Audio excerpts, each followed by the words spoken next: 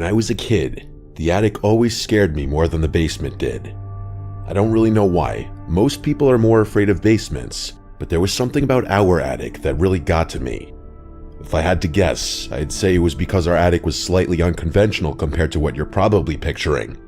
For starters, it was surprisingly spacious.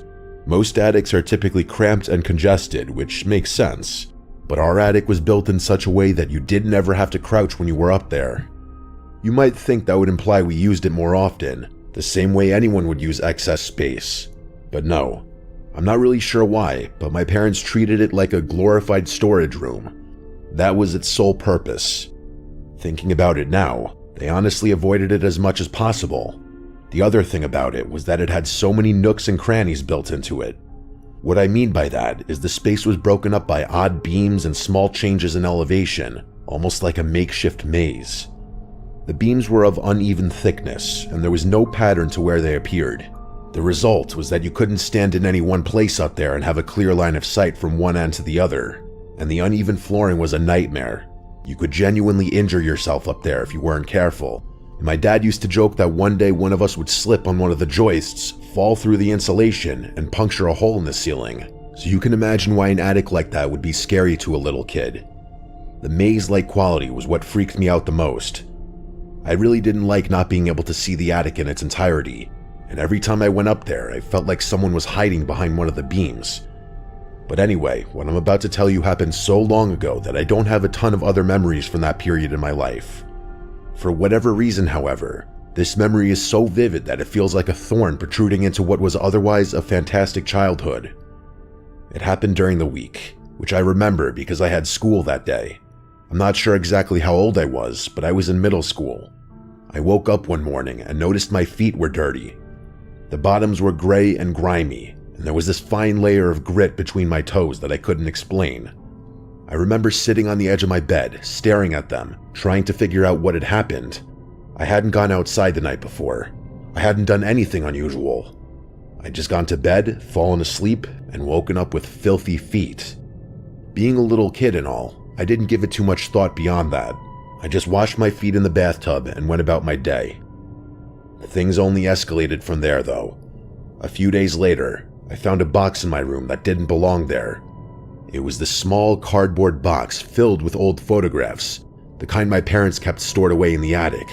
I had no memory of bringing it downstairs, and when I asked my mom about it, she just assumed I'd been rummaging through the attic for some reason. I told her I hadn't, but she didn't seem concerned. She just took the box back upstairs, and that was that. Then it happened again. I woke up one morning and found an old lamp sitting on my desk. This ugly brass thing that I vaguely recognized from the attic. This time I was sure I definitely hadn't brought that down. I would have remembered carrying a lamp through my house in the middle of the night. But there it was, sitting on my desk like it belonged there.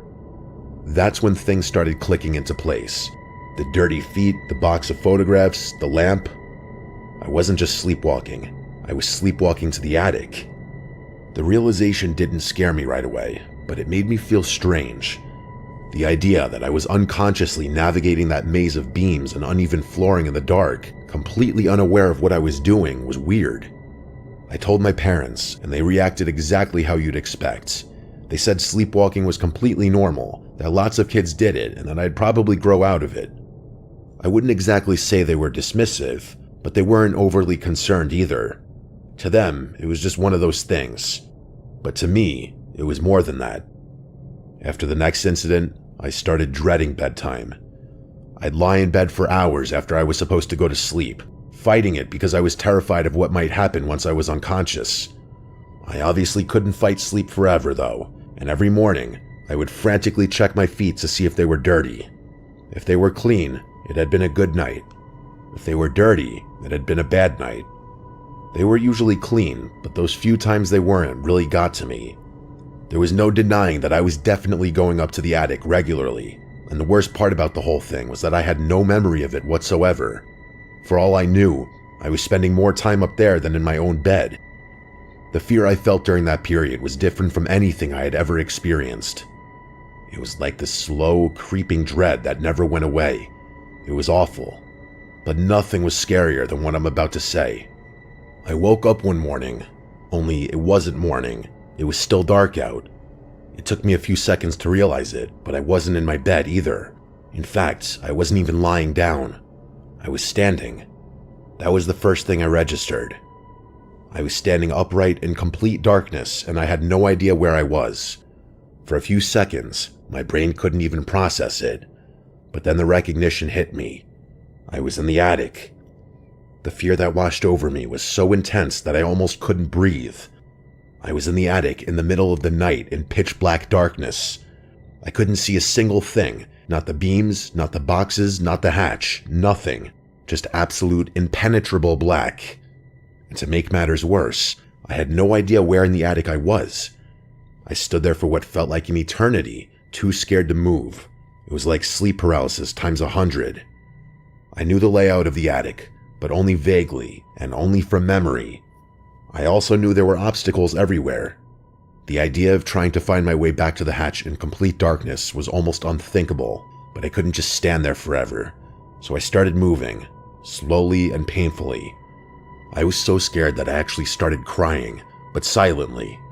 The tears were just flooding down my face, and I felt like if I made too much noise, something was going to get me. It was the most terrified I've ever been, but I couldn't shake the feeling that I wasn't alone up there. I don't know what was giving me that thought, but I could feel something else there with me. Something further in the dark, and as soon as I had that thought, I actually heard something. There was a soft thud from somewhere behind me. It honestly sounded like a footstep, or someone shifting their weight on the floorboards. I kept moving, but I heard the sound twice more, and both times it sounded like it was coming from a different spot. At that point, I was convinced beyond a shadow of a doubt that there was something else up there with me. I don't know how long it took me to find the hatch, but I eventually did find it. I went straight to my parents' room and woke them up. I was full on bawling at that point. I couldn't hold it in anymore. I told them what had happened, how I'd had to find my way back in the dark. I told them about the sounds too, and that there was someone in the attic. I expected my dad to spring out of bed and rush up there with a baseball bat, but he didn't. They didn't even really take me seriously. My mom just hugged me and told me it was okay, that sleepwalking could be scary, but it wasn't dangerous. My dad offered to put a lock on the attic hatch if it would make me feel better, and I said yes, obviously. But I knew what I heard. I insisted that they at least check the attic, and my dad finally agreed. As I was watching my dad climb up there was a part of me that genuinely thought he wasn't going to make it back. But not 2 minutes later, he was already climbing back down the ladder. He told me there was nothing up there and to go back to sleep. So that's what I did, but lying in bed after that experience was the worst night of my life. After that, the sleepwalking did stop. I'm not sure what I would have done if it had continued, and speaking of that, I've never been able to fully accept the sleepwalking explanation. I know that's the most logical explanation. Sleepwalking is a real thing that happens to people, and there's nothing supernatural about it. But there's this part of me that can't let it go. The way I always ended up in the same place, the attic, never anywhere else in the house, and the way I was apparently capable of navigating the maze of beams and obstacles in complete darkness without even hurting myself. And most of all, that night I woke up standing in the dark.